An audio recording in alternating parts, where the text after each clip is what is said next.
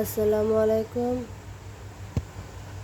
রাজশাহী থেকে আনা আম, হিমসাগর আম, জানি না আমের নাম কি। রাজশাহী থেকে কুরিয়ার সার্ভিসে আনা আম, অর্ডার দিয়ে আনা হয়েছে।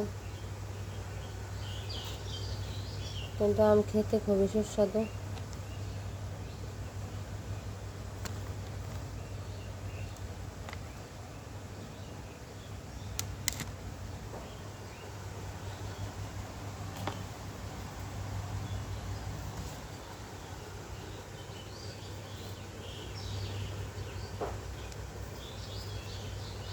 এগুলো আমি এখন কাটবো, কেটে তারপরে ফ্রিজে রাখবো, যখন ইচ্ছা তখন খাওয়া যাবে। সবগুলো কাটবো না, পাকা দেখে কয়েকটা কাটবো। বাচ্চারা খেতে পারবো যখন ইচ্ছা তখন বের করে। সবই পেকে গেছে।